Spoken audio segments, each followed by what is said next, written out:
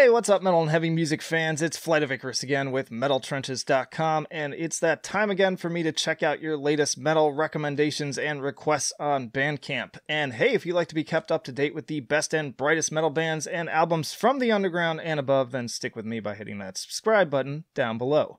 Alright, well, I've got a lot to cover today, and so I'm just going to jump right into it with one of my recommendations. They've already sold out on CD and shirt combo packages, and yeah, I've been reviewing this project for a while now. I actually had Chris on the podcast at one point to talk about the previous album, and if you love mathcore, just absolute insanity, then you need to check out The Sound That Ends Creation, and the latest album is Memes, Dreams, and Flying Machines. So yeah, it's like insane mathcore, but also with piano and sometimes brass. Like, there it is, yeah. Just absolute insanity. Again, if you love stuff like the Dillinger Escape Plan, but you also want something that's a little bit more avant-garde, a little bit even more bizarre, that engages in all sorts of other instrumentation, yeah, this stuff is just absolutely batshit. I mean, I could play any number of these songs, and that's just what you're gonna get. This is what you want to get. So yeah, check out The Sound That Ends Creation if this sounds right up your alley, like it is with mine. Alright, then I got a new single from Dread Risks. This is an industrial project I've covered a few times now. They've done this new cover of EyeHateGod. Two-piece post-industrial outfit, I should say. And I have a soft spot for industrial. I just get so precious little of it, so I try to cover at least one thing from this genre, at least, like, each episode. And Dread Risks does it really well. Just those kind of skinny puppy vibes that I adore so much. One of my favorite bands. Check out my Skinny Puppy tier list too, by the way, if you're into them, or looking to get into them. Just great electronic percussion. Nice atmosphere. Just a different take on EyeHateGod that you might not have heard otherwise. I'm not going to say the name of the song. You can see it right here. So if I say it out loud, YouTube may not appreciate that.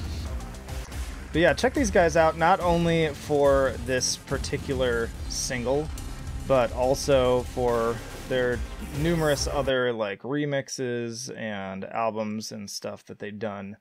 Plenty of material to check out if you're into that sort of thing. Alright, then we've got Echolot, not exactly sure how to pronounce that. They're from Switzerland. This is their EP Destrudo.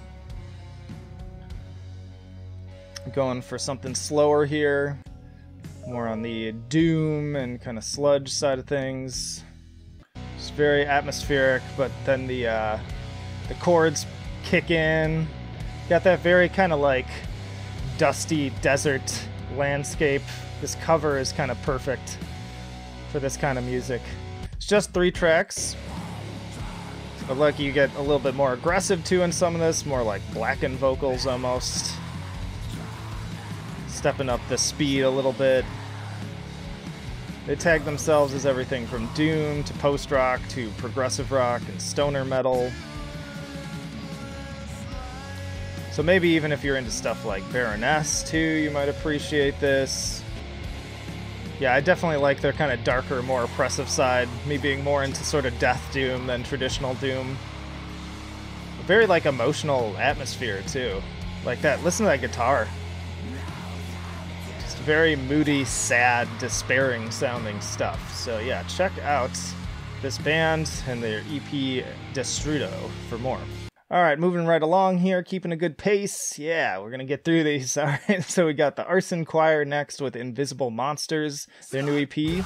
So more kind of mathcore, hardcore stuff here. I almost reacted to one of their music videos. I do recommend checking them out, because they've got one where they're just like it's like a video podcast setup for part of it, but he's like still screaming all these parts. Pretty entertaining. But I figured I'd just share the whole EP. Good stuff if you're into like Botch, a little bit of Dillinger Escape Plan again, a little bit of Converge. Just lots of great metallic hardcore kind of stuff coming out lately. and I really enjoyed this. I just was too busy to cover it in any sort of full review format at this point. October's been a busy month, y'all. But yeah, lots of great riffs, lots of great panic chords, noisy, great vocals, nice vocal variety too, which I appreciate. Love the energy. I think this project is laying a very strong foundation for even better things to come. So the Arson Choir, definitely keep me updated with everything that you're doing, because count me interested. Alright, then we got another single. This is Yersin with Guilt. Another really great cover here, I like that. Black-white, fits the aesthetic. Got this very moody intro. Feedback, you know shit's about to go down. And then we kick it off. This nice black metal riff. Name your own price for the track too, by the way. Black metal, death metal, some crust punk, grindcore, heavy metal, lots of different tags on this one. Those vocals are great. Just very ominous, imposing sounding stuff. Again, very fitting to this cover art. I think they absolutely nailed it. I love it when it feels like the person who painted or otherwise put together the cover art, it seems like they were just listening to the song on repeat and sort of translating it into a visual form. Yeah, nice chuggy kind of death metal chords on there too, but just the atmosphere is just blazing on this one. And then they got the slower parts. Lots of great dynamics. These guys are from Sunderland, UK. Then their name is Yersin. Definitely interested to hear more from them. And actually you will get to, because the full length of the album of the same name, Guilt, will be coming out October 31st. Definitely a band I want to follow moving forward and see what they continue to cook up. Alright, so then we've got All from Lithuania with The Only Path. Nice kind of proggy death metal here. I was sort of sampling this a little bit in advance.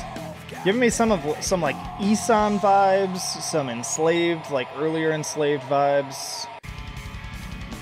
Really cool cover arts.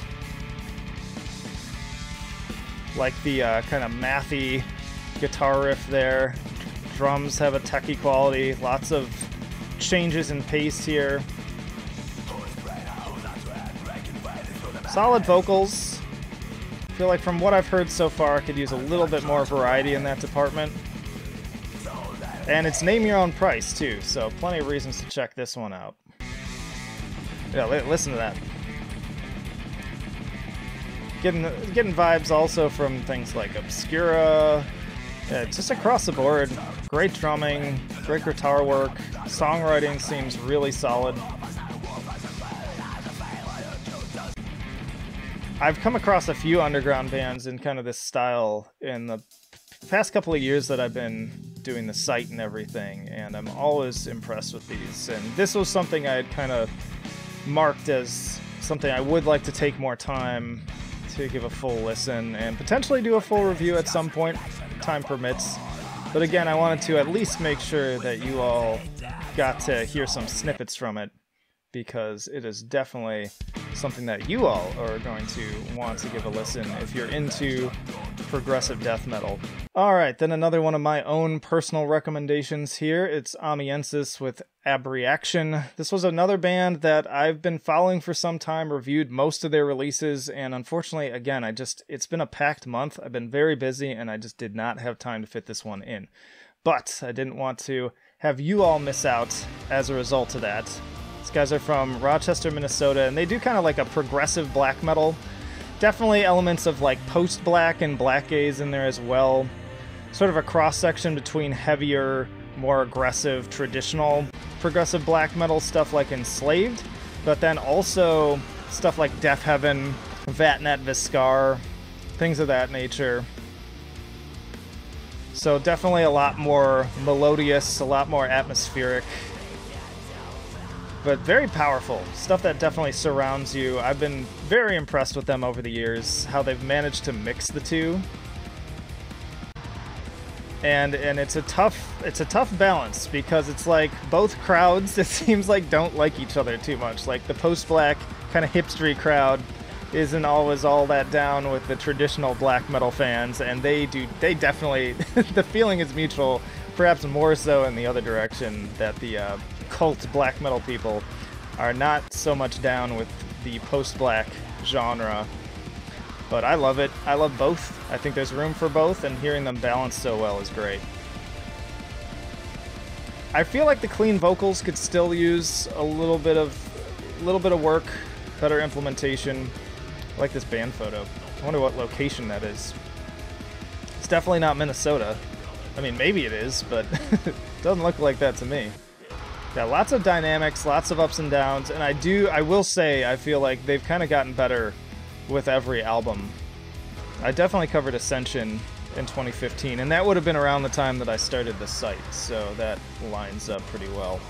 But yeah, good stuff. If you're looking for proggy, atmospheric black metal with sort of a softer side, Amiensus, Abreaction, check it out. Alright, and last but not least, an album I've had on my radar for some time, but it's finally out. This is the latest from Ashlands. It's just Ashlands II. It's an Italian project. And again, kind of more on the atmospheric side. They've tagged themselves with Echolot as well. Atmospheric black metal. Yeah, and then we've got this very aggressive transition here. It's kind of folky black metal vibe too. Takes me back to like early second wave stuff that's on the folkier side. Going back to like Enslaved again makes me think of like Bloodhem. Good stuff, just very traditional side, but also the epic elements of it too. It's another duo. I feel like the vocals could use a little bit of work, but it does still kind of fall into... Second wave was all about just being raw and pure, and sometimes that meant your vocals sounded a little janky by design, and so it's fine. So yeah, just a short EP, 4 songs, and you're getting both like really aggressive 90s level black metal, but then also like a little bit more of the kind of ups and downs. Also makes me think of albums like Satiricon's Dark Medieval Times, and a little bit of Burzum in there on the softer parts too. So yeah, if you're into epic black metal with kind of folky vibes and more of an old school sound, then definitely check out Ashlands. And y'all, I think that's plenty for this week, but let me know down in the comments what you thought, which one was your favorite, and especially if you ended up buying one of these albums, let me know, because I really love knowing that somebody came and watched my video, and as a direct result of that, ended up giving one of these fine musicians your hard-earned money that they so desperately deserve. And hey, stick around, because not only do I have a whole playlist for this particular series, but I got full album reviews, tier lists, interviews with bands on the podcast, you name it, we've got it, so plenty of reasons to stick around and subscribe, again, if you have not already. Also in the description you can find links to our social media, the email newsletter, metaltrenches.com for even more reviews and content, and our Patreon, and subscribe star if the dog would stop beating on the door. Just $1 a month even gets you early access to content and really helps me keep this train a-rolling. But that'll do it for now. Flight of Icarus signing off. I will see you in the trenches.